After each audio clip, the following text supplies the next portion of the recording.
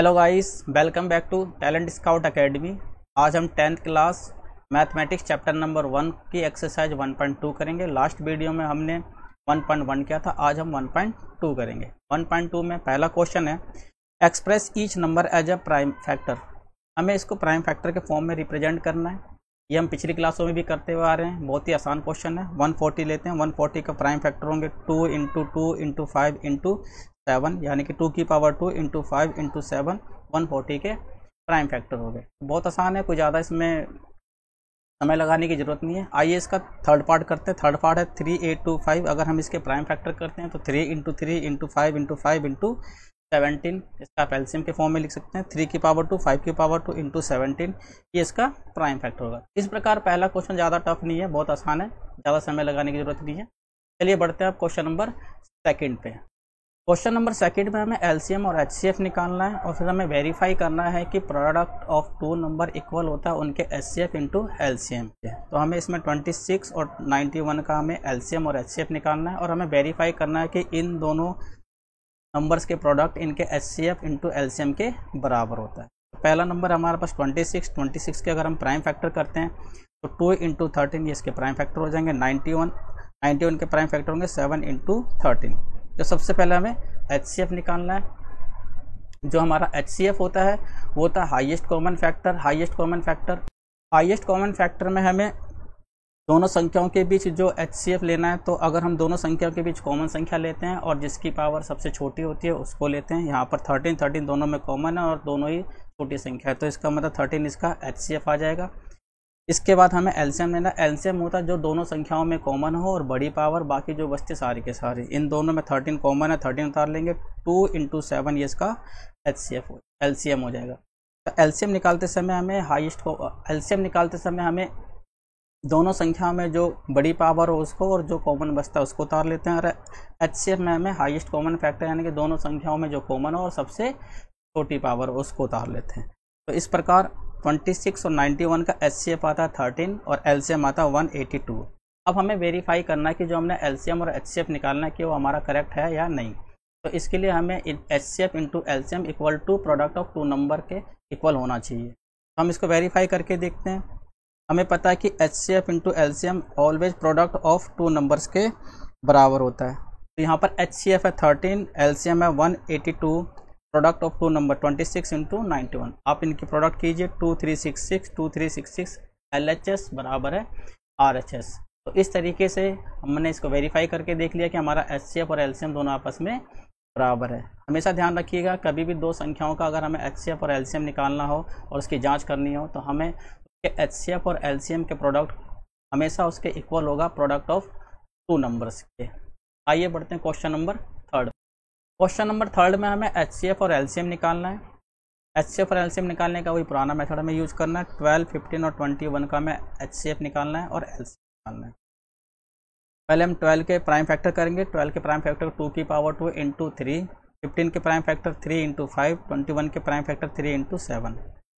मैंने अभी थोड़ी देर पहले बताया था कि जब भी हमें एचसीएफ निकालना हो तो एचसीएफ जिन संख्याओं का निकालना उन संख्याओं के बीच जो डिजिट या जो संख्या कॉमन होती है और उसकी छोटी पावर को हम लेते हैं। तो इनके बीच 3, 3 और 3 कॉमन है, तो 3 इसका एचसीएफ आ जाएगा। एलसीएम निकालते समय हमें जो तीनों संख्याओं में कॉमन हो सबसे बड़ी पावर और इसके साथ साथ जो रेस्ट बचते हैं वो सारी की सारी संख्या है। तो 3, 3, 3 ये हमारा एलसीएम आ गया। बाकी बचते 2 की पावर 2, 5 और 7 ये इसके फैक्टर हैं, तो ये इसका एलसीएम हो जाएगा। इनको प्रोडक्ट करते हैं, इसका एलसीएम आ जाएगा 402 यानी कि 420। तो एचसीएफ 12, 15 और 21 का आया 3 और एलसीएम आया 420। इसी प्रकार हम इसके सेकंड पार्ट और थर्ड पार्ट करेंगे।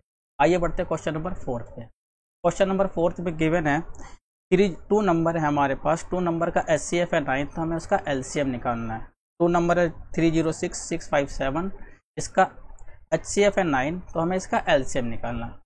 देखिए 2 नंबर जो होते हैं अगर हम उसका प्रोडक्ट देखते हैं तो उसका प्रोडक्ट हमेशा उनके एलसीएम इंटू एचसीएफ के बराबर है। तो हमें वही फॉर्मूला यूज करना है, एचसीएफ इंटू एलसीएम इक्वल होता है प्रोडक्ट ऑफ 2 नंबर। तो हमारा एचसीएफ है 9, एलसीएम हमें निकालना है। पहला नंबर 306, दूसरा नंबर 657 है।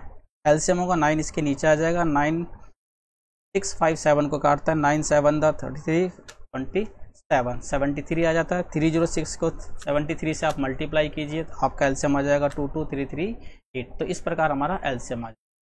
जब भी दो नंबर दिए हो, अगर उनका हमें एचसीएफ निकालना हो, एलसीएम निकालना हो और हमें वेरीफाई करना हो, तो HCF into LCM always equal to product of two numbers. चलिए बढ़ते क्वेश्चन नंबर 5 पे। 5th क्वेश्चन में पूछा गया है चेक वेदर 6 की power n can and with the digit 0। हमें ये पता लगाना कि जो 6 की पावर n है, 6 की पावर n क्या 0 पे एंड हो सकता है। देखिए कोई भी संख्या हो, अगर हमें उसकी पावर है, कोई भी संख्या हो, जैसे 5 है, 6 है, उसकी पावर n है, n मीन्स 10 हो, 20 हो, 15 हो, 18 कुछ भी हो, कोई भी डिजिट या संख्या उसकी पावर अगर दी हो और हमें ये पता लगाना हो कि उसका एंड 0 पर होगा या नहीं, तो उसके प्राइम फैक्टर में 2 और 5 का कॉम्बिनेशन होना जरूरी है। अगर उसके प्राइम फैक्टर में 2 और 5 का कॉम्बिनेशन नहीं है तो वो संख्या कभी भी 0 पर एंड नहीं हो सकती। तो हमें यही यहाँ पे चेक करना है कि 6 की पावर n क्या 0 पर एंड हो सकती है। तो पहले हम इसके प्राइम फैक्टर करके देखते हैं। 6 की पावर n का प्राइम फैक्टर 2 इंटू 3 की पावर n, 2 की पावर n और 3 की पावर n। जब हमने 6 के प्राइम फैक्टर किए तो 2 और 3 के फॉर्म में आ रहा है, पर इसमें 5 का कॉम्बिनेशन नहीं है। 0 आने के लिए जरूरी है कि 2 और 5 का कॉम्बिनेशन होना जरूरी है। तो 6 की पावर n में 2 आ रहा है बट 5 नहीं आ रहा, तो हम कह सकते हैं कि it can not be end with 0, यानी कि 6 की power n can not be end with 0 because it's prime factor are not in form of 2 की पावर n और 5 की पावर n, यानी कि 6 की पावर n 2 की पावर n और 5 की पावर n के फॉर्म में नहीं है, इसलिए 0 पर एंड नहीं हो सकता। कोई भी संख्या उसकी पावर दे रखी हो और अगर वो पूछा जाए कि इसका एंड 0 पर होगा तो उसके प्राइम फैक्टर में जरूर 2 और 5 का कॉम्बिनेशन होगा। अगर 2 और 5 का कॉम्बिनेशन नहीं है तो 0 पर एंड नहीं होगा। चलिए करते हैं क्वेश्चन नंबर 6। क्वेश्चन नंबर 6 में बोला गया explain why 7 into 11 into 13 plus 13 and 7 into 6 into 5 into 4 into 3 into 2 into 1 plus 5 are composite number. देखिए कंपोजिट नंबर क्या होता है। कंपोजिट नंबर वह नंबर होते हैं जिनके प्राइम फैक्टर मोर देन 2 हो, एक 1 इटसेल्फ और इसके अलावा कोई, यानी कि एक खुद वो संख्या और उसके अलावा कोई और संख्या हो तो कंपोजिट नंबर होते हैं। यानी कि कोई भी संख्या जिसके प्राइम फैक्टर मोर देन 2 हो वो हमेशा कंपोजिट नंबर हो। तो इस क्वेश्चन में हमें देखने में लग रहा है कि 7 इंटू 11 इंटू 13 प्लस में 13 इसके मोर देन 2 प्राइम फैक्टर है, बट यहाँ पे प्लस 13 है, इसलिए इसका पता लगाना जरूरी है कि कंपोजिट नंबर है या नहीं। अब यहाँ पे 13 है, यहाँ पे भी 13 है, इसको हम लेट कर लेते हैं। Let a equal to 7 into 7 into 13 plus में 13 यहाँ पे आप कॉमन ले लीजिए। जब आप 13 कॉमन लेते हैं तो यहाँ बचेगा 7 इंटू 11, 13 हम कॉमन ले चुके हैं, उसकी जगह 1 प्लस में 1, 13 7 इंटू 11 37, 37 प्लस में 1 38, तो 13 इंटू 78। हम 78 के प्राइम फैक्टर करते हैं 13 इंटू 2 इंटू 3 इंटू 13, तो इसके प्राइम फैक्टर हो जाएंगे 13 की पावर 2, क्योंकि 13 यहाँ 2 बार आया हुआ है, 13 की पावर 2 इंटू 2 इंटू 3। तो यहाँ हम देख रहे हैं कि इसके जो प्राइम फैक्टर है वो मोर देन 2 है। तो जब भी प्राइम फैक्टर मोर देन 2 हो वो हमेशा कंपोजिट नंबर होता है। So A has more than 2 prime factor, so it is a composite number. आइए इसका सेकंड पार्ट करते हैं।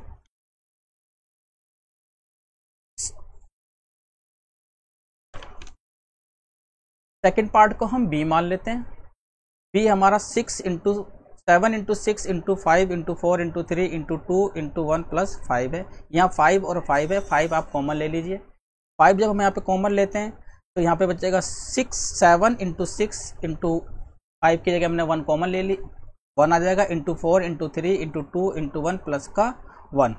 5 आप यहाँ तक इसकी मल्टीप्लाई करते हैं तो 1008 आता है, प्लस का 1 प्लस करते हैं तो 1009। अब देखिए 1009 can not be factorize further, यानी 1009 को हम आगे फैक्टराइज नहीं कर सकते। तो जो ये हमारा एक्सप्रेशन है वो फॉर्म है 5 इंटू 1009 के। तो ये हमारा एक कंपोजिट नंबर है जिसके भी मोर देन 2 प्राइम फैक्टर हो, क्योंकि इसका प्राइम फैक्टर एक 1 भी होगा, 5 भी होगा और 1009 भी होगा। तो ये हमारा कंपोजिट नंबर। तो कंपोजिट नंबर जिसके प्राइम फैक्टर मोर देन 2 हो वो हमेशा कंपोजिट नंबर होता है। ठीक है, क्वेश्चन नंबर 7 करते हैं। क्वेश्चन नंबर 7 में बोला गया कि सोनिया एक सर्कुलर पाथ है उस सर्कुलर पाथ को कंप्लीट करने में सोनिया 18 मिनट का समय लेती है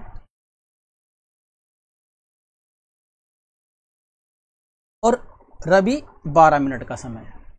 इस सर्कुलर पाथ को कंप्लीट करने में सोनिया 18 मिनट का समय लेती है और रवि 12 मिनट का समय लेते हैं। तो कम से कम कितने समय के बाद ये दोनों आपस में मिलेंगे? देखिए, कभी भी कम से कम आए तो हमेशा हम एलसीएम निकालते हैं और अधिक से अधिक आए तो हमेशा हम एचसीएफ निकालते हैं। तो इसमें ये बोला गया कि अगर सोनिया दौड़ना स्टार्ट करती है और रवि इसके साथ दौड़ना स्टार्ट करता है तो कब ये दोनों एक दूसरे के साथ मिलेंगे, कम से कम कितने समय बाद? तो कम से कम में हमेशा हम एलसीएम निकालते हैं। आप इन दोनों का एलसीएम निकाल लीजिए, वो इसका आंसर आ जाएगा। इन दोनों का आप एलसीएम निकालते हैं 36, यानी कि 36 मिनट बाद वो आपस में मिलेंगे। मान लीजिए 3 रेड लाइट है, पहली रेड लाइट पे लाइट 5 मिनट के बाद जलती है, दूसरी रेड लाइट पे 10 मिनट के बाद और तीसरी रेड लाइट पर 15 मिनट के बाद। तो तीनों रेड लाइट पे एक लाइट एक साथ कब जलेंगी? तो आप इसका एलसीएम निकाल लीजिए, जो इसका एलसीएम होगा उतने समय के बाद जो है रेड लाइट पर एक साथ लाइटें जलेंगी। तो इस प्रकार एक्सरसाइज 1.2 कंप्लीट होते, ज़्यादा टफ नहीं था, बहुत आसान था। नेक्स्ट वीडियो में हम 1.3 करेंगे। तब तक के लिए धन्यवाद।